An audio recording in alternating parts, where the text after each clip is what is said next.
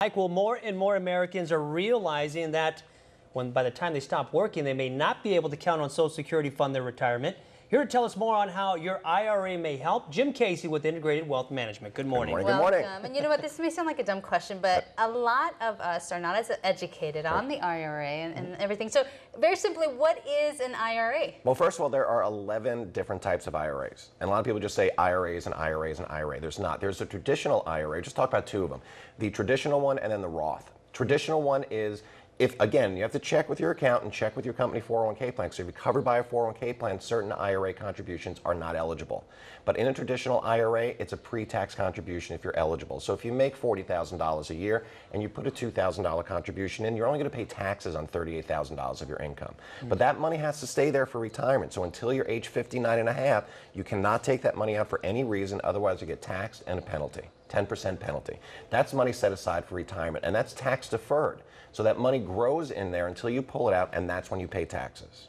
Roth IRA is a little bit different. If you're eligible again for a Roth IRA, that money is not a tax deduction, but it's tax exempt. So all the earnings that are in that account, when you pull it out, as long as it's there for 5 years and you're 59 and a half, you pull that out and don't pay any taxes ever on the earnings.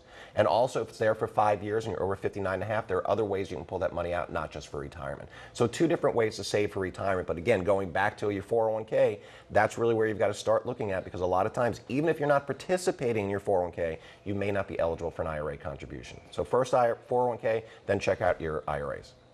Wow, very impressive. So the tax benefits are about the same on both of those? They're taxed a little bit differently, so it's a real question. Some people think, well, I'm in a really high tax bracket now, I'm going to make that tax deductible contribution, and that tax exempt contribution is for later. So it really starts becoming whether you want to pay the taxes now or pay the taxes later, and also the flexibility of those. And then there are certain things like educational IRAs and a lot of other IRAs that are not necessarily set aside for retirement, but again, just work as the whole picture. An IRA is a vehicle, and a lot of people think an IRA is at a bank or a CD. No, you can invest in stocks and bonds and mutual funds and some alternative investments in your IRA as well. It's just a funding mechanism for your retirement. Very informative. And you know, right now, a lot of people are going through the re-enrollment process, like of health benefits. I know we're doing that here and all that. So what should we keep in mind as we're starting to plan ahead for the next year?